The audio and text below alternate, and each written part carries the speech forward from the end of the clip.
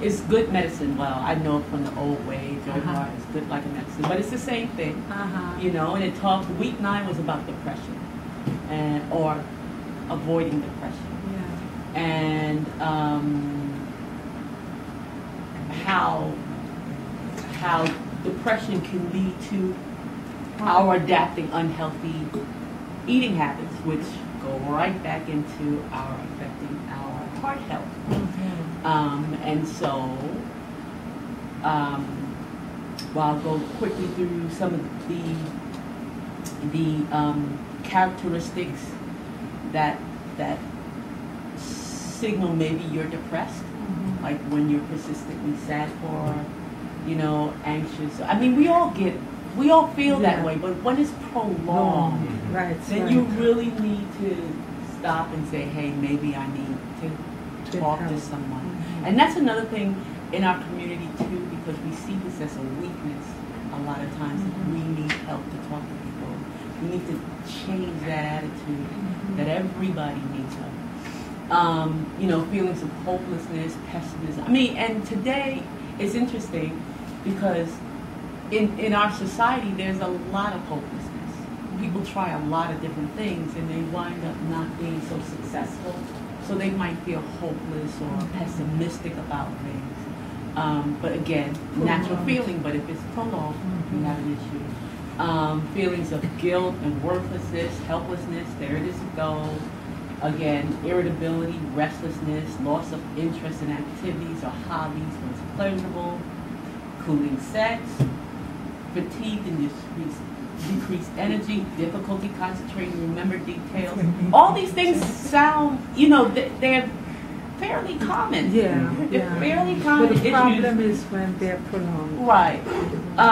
But thoughts of suicide, though, that's dangerous. That's not something that we go around thinking about. Oh, I want to kill myself. That's when it becomes abnormal. And that's when we need to look. People sometimes would write notes and leave notes around that, you know, I'm going to kill myself. Or you see them doing things like giving away or treasure things that they have. They want to give them away.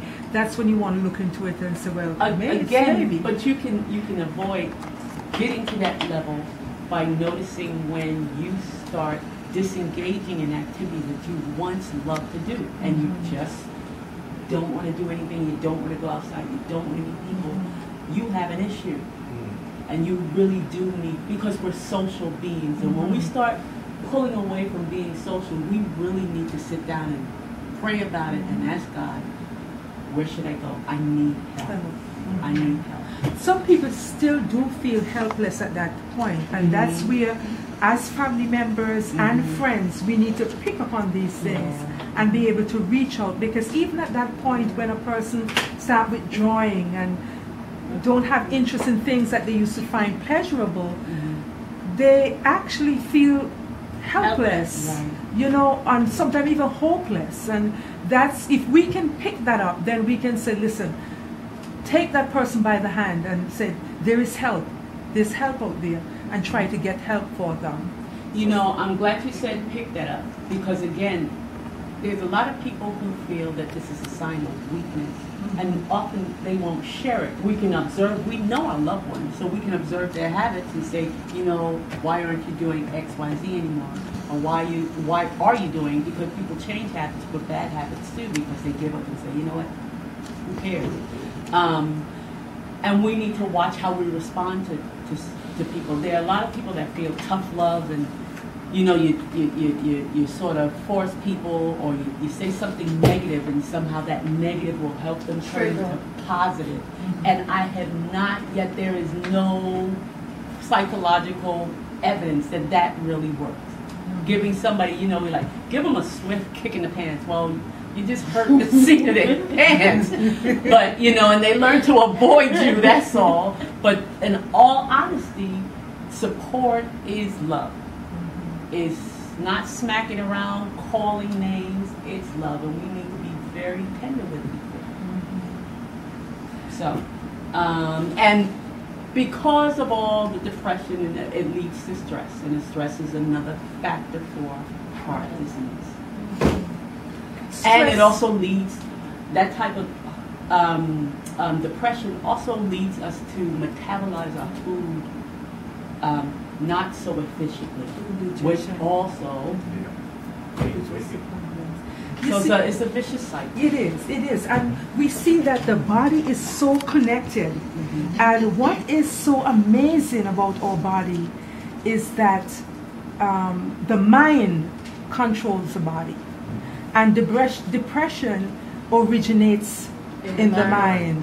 You see, and one author puts it this way, that 90% of the diseases from which men suffer begins in the mind. So that's like saying 90% of the diseases. That's why we're able to see here heart disease. Who would ever think that heart disease is connected to depression? Right. Well, hello, right. It does.